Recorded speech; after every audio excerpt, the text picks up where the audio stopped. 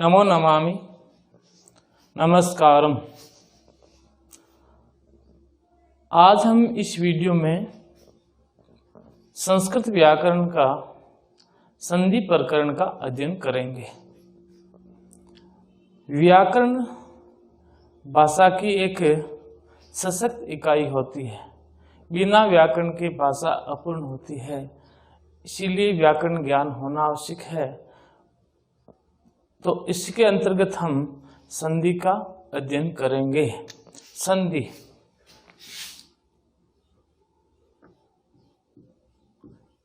संधि का बोलचाल की भाषा में अर्थ होता है मेल। संधि का बोलचाल की भाषा में अर्थ होता है मेल। संधि शब्द की उत्पत्ति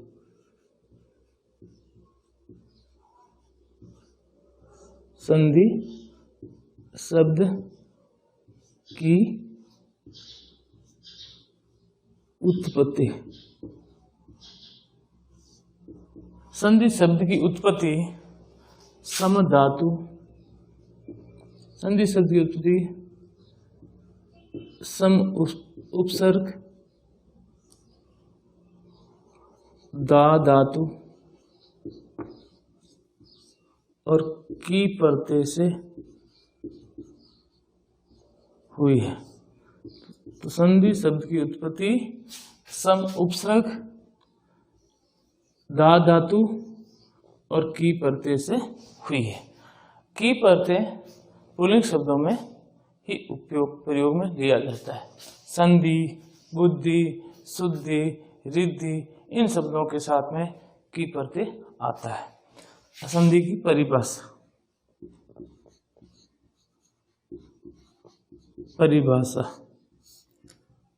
द्वे वा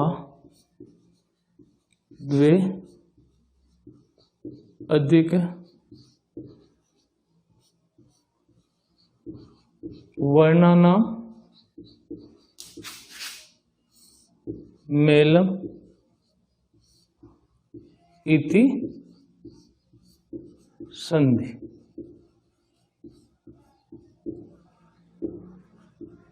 कथित द्वे वा द्वे अधिक वर्णानां मेलम इति संधि कहते थे। दो या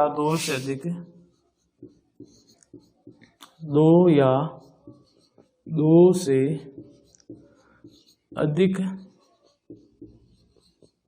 वर्णों के मेल को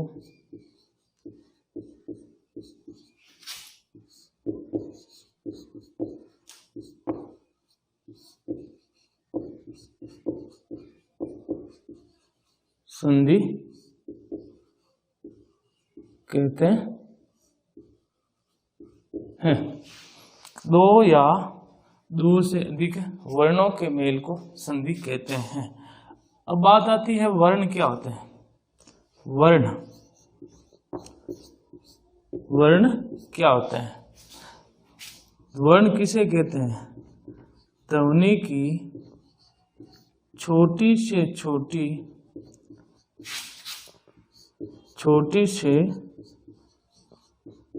छोटी इकाई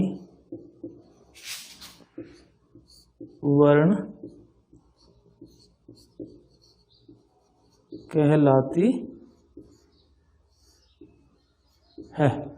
ध्वनि की छोटी से छोटी इकाई वर्ण कहलाती है, यानी जब हम कोई बोलते हैं, कोई उच्चारण करते हैं, तो सबसे कम समय जिसमें लगता है वह कहलाता है वर्ण, या जिसके कोई टुकड़े नहीं किए जा सकते हैं, जिसका कोई विभाजन नहीं किया जा सकता है, वे कहलाते हैं वर्ण।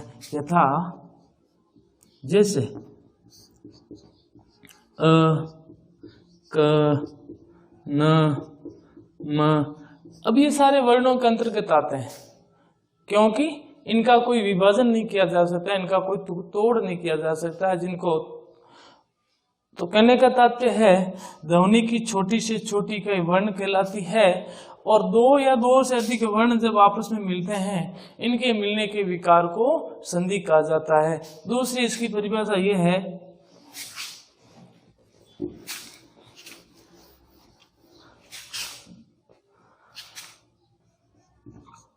पर सन्निकर्ष संहिता, पर सन्निकर्ष संहिता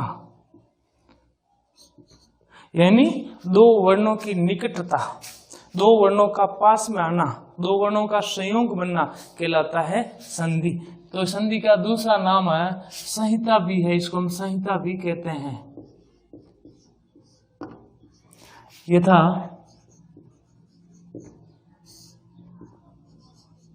देव धन आलह, देव देव या अवर्ण है, यहाँ क्या है अवर्ण, उसके पश्चात आवर्ण है। ये दो वर्ण पास में आ रहे हैं, दो वर्ण मिल रहे हैं, दो वर्णों का संयोग हो रहा है, इसको कहा जाता है संधि, इसको कहा जाता है संधि। देवधन आलय बराबर देवालय।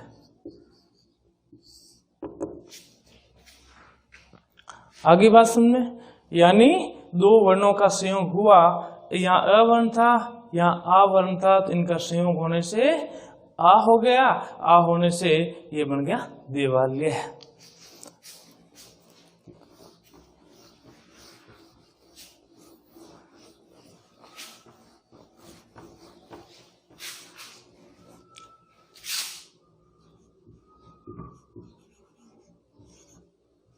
संधि भेदा, संधि के भेद, संधि के भेद। संधि तीन प्रकार की बताई गई है।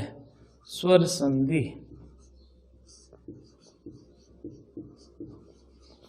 स्वर संधि जिसको अच संधि भी कहते हैं।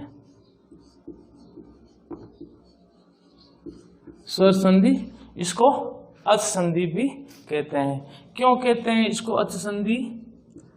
अच कहने का तात्पर्य क्या है कि भगवान शंकर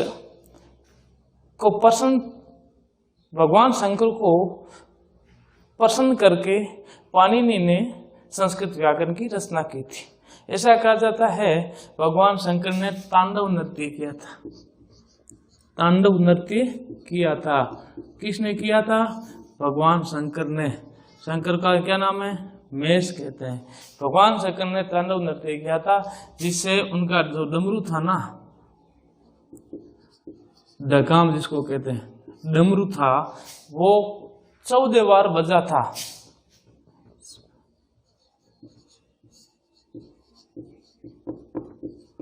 यानी महेश्वर सूत्राणी 14 बार बजा था। 14 बार बनने से 14 महेश्वर सूत्र उत्पन्न हुए थे।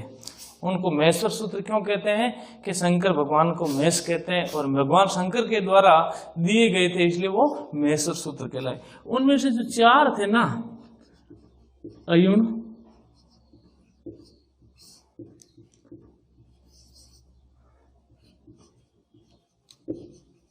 त्रिलक, अवोम,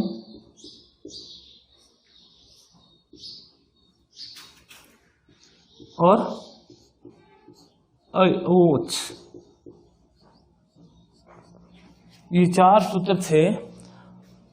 जो अयुण, त्रिलक एवं अवोच, इन 4 सूत्रों में सारे स्वर आ गए, इसलिए अ से शुरू होते हैं और च पर ये खत्म, इसलिए कहलाता है अच। अच के अंतर्गत सारे स्वर आ जाते थे, इसलिए स्वर संधि को अच स्वर संधि भी कहते हैं। पाणिनि की मूल संस्कृत के अंदर ये इतने ही स्वर बताए गए हैं, 1 2 3 4 5 6 7 8 9। पाणिनि की मूल संस्कृत ऐसा है उसके अंदर 9 स्वर बताए गए। तो अयुण, त्रिलक, अवोंग, अवोच, यानी अ से पूर्व होता है, इसलिए सारे स्वर आ गए, इसलिए इसको होता है अच स्वर संधि। दूसरी है वह है व्यंजन संधि, जिसको हल संधि कहते हैं, जिसको हल संधि भी कहा जाता है। नंबर 3 है विसर्ग संधि। इसी प्रकार से ये 3 संधियां बताई है, स्वर संधि, व्यंजन संधि और विसर्ग संधि। तो संधि के कितने भेद है? स्वर संधि, व्यंजन संधि और विसर्ग संधि। अब हम स्वर संधि का अध्ययन करते हैं।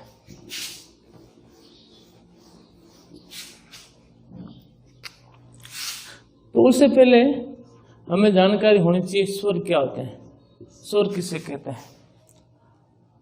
वे वर्ण जो स्वतंत्र उच्चारित होते हैं, यानी जिनका उच्चारण करते समय किसी का सहयोग नहीं लेना पड़ता है, यानी अपने आप उच्चारित होते हैं, वे कहलाते हैं स्वर। और स्वर संस्कृत भाषा में 13 होते हैं। कितने स्वर होते हैं? 13 स्वर होते हैं। और 13 स्वरों को 2 भागों में विभाजित किया है। ह्रस्व, जिसको लघु स्वर कहते हैं, और दीर्घ। ह्रस्व स्वर में 5 होते हैं और दीर्घ स्वर 8 होते हैं। इसी प्रकार से स्वर होते हैं 13। ए, ई, ऊ, री, री, ये 5 स्वर है, ये लघु स्वर कहलाते हैं।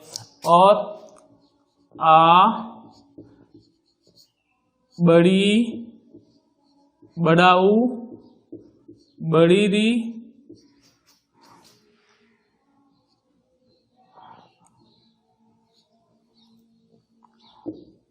ए, आई, ओ,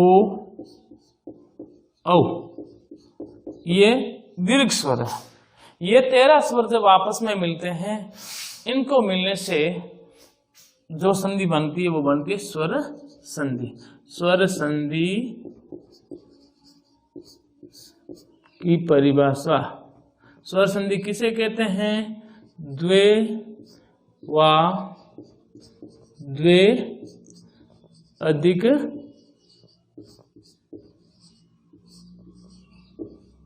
वर्णानां मेलम इति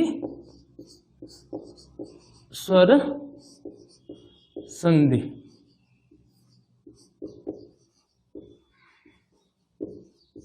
कथित, यानी 2 या 2 से अधिक स्वरों के मेल को, 2 या 2 से अधिक स्वरों के मेल को स्वर संधि कहते हैं। ये स्वर है ना, ये 13 स्वर जब आपस में मिलते हैं, एक दूसरे के पास आते हैं, इनके मिलने को स्वर संधि कहा जाता है। यथा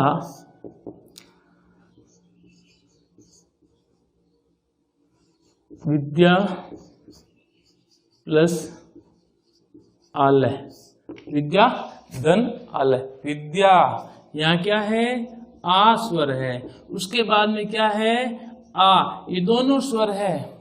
जब स्वर आपस में आते हैं, स्वर आपस में मिलते हैं, उनको स्वर संधि कहा जाता है। आ धन आ बराबर आ, तो ये हो गया विद्यालय।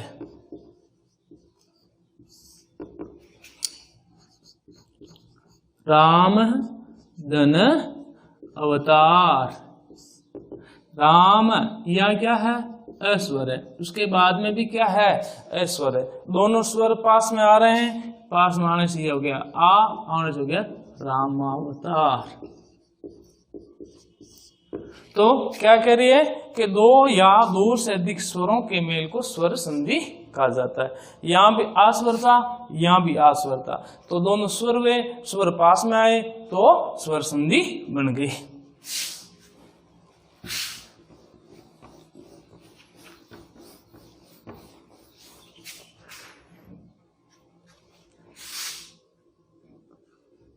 यण स्वर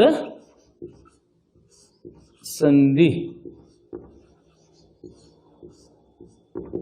यण स्वर संधि।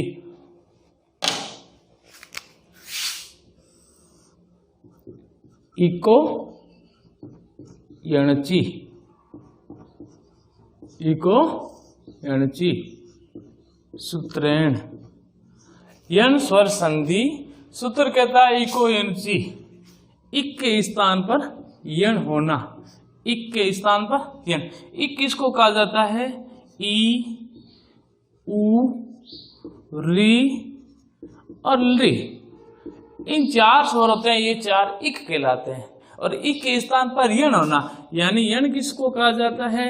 यण यानी य, व, र और ल, ये यण। ई के स्थान पर यण हो जाते हैं, ई का ये हो जाता है, उ का व हो जाता है और री का र हो जाता है और ली का ल हो जाता है। इसको कहते हैं यण स्वर संधि, इको यणची सूत्र से। पहला सूत्र कहता है ई और ई के बाद में असमान स्वर हो तो ई और बड़े ई के स्थान पर ये हो जाता है। यानी ई और बड़ी ई के बाद में कोई असमान स्वर आ जाए, भिन्न स्वर आ जाए, असमान कर होता है भिन्न। भिन्न किसे कहते हैं? इनके जैसा नहीं हो तब होता है ई का यह।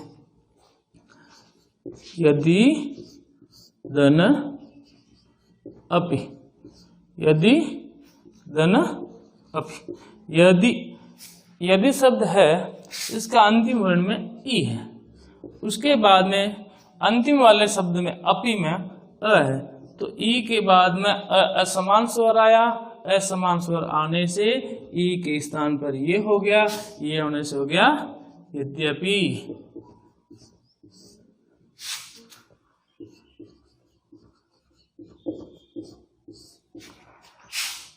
प्रति धन उपकार है, प्रति में यहाँ क्या है? ई है, उसके बाद में क्या है? उ असमान स्वर आया, तो ई का ये हो गया, ये होने से हो गया प्रति उपकार है। तो पहला नियम कहता है ई और ई के बाद में कोई असमान स्वर आए, कोई भिन्न स्वर आए तो ई का ये हो जाता है यदि धन अपि। यदि में अंतिम वर्ण ई था, उसके पश्चात असमान स्वर आया तो उसका हो गया ये होने से बन गया यद्यपि।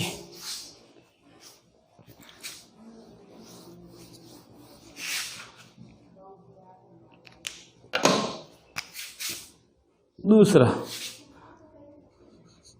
उ और उ के बाद में असमान स्वर आए,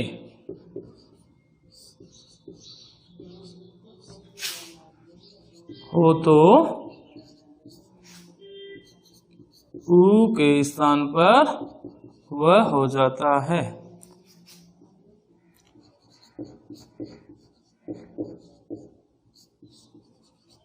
दूसरा नियम कह रहा है उ और उ के बाद में कोई असमान स्वर आए, कोई भिन्न स्वर आए तो उसके स्थान पर वह हो जाता है।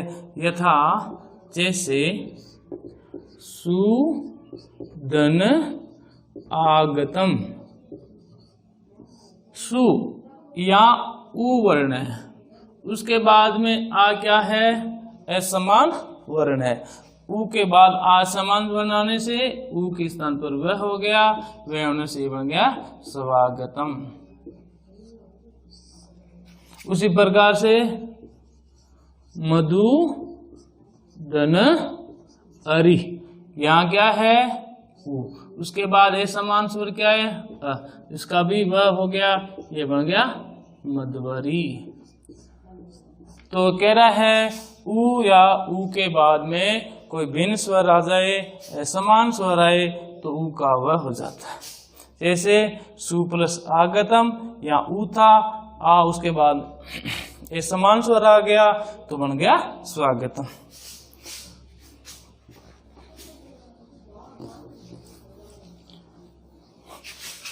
नंबर 3 री या री यानी बड़ी री के बाद असमान स्वर होने पर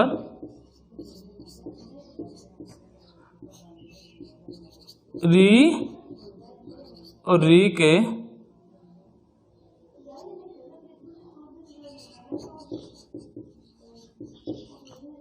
स्थान पर र हो जाता है।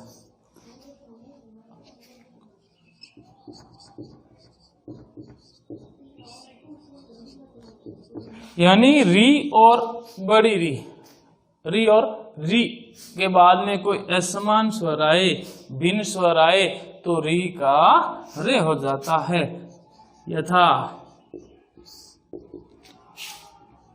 मातृ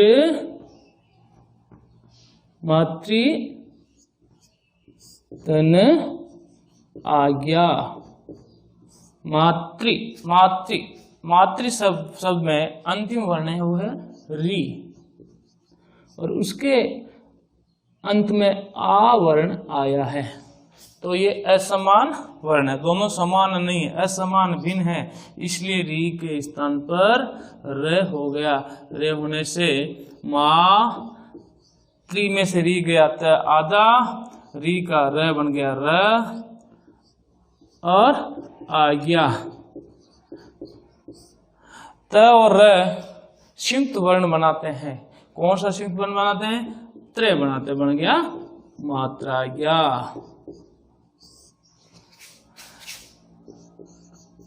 पितृधन आदेश है। पितृधन आदेश, पितृ में भी री है और उसके बाद में आ असमान स्वर आ गया, जिसके कारण री का र बन गया, तो ये बन गया पित्रादेश। तो री या री के बाद में असमान है, री यानी बड़ी री और बड़ी री के बाद कोई असमान स्वर हो तो री का र हो जाता है। जैसे पितृ प्लस आदे, पितृ में अंतिम वर्ण री था, उसके बाद आ असमान स्वर आया तो री का र हो गया, बन गया पित्रादेश।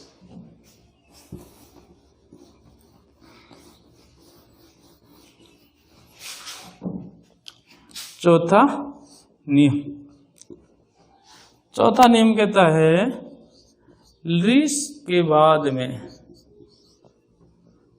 यानी ली के बाद में असमान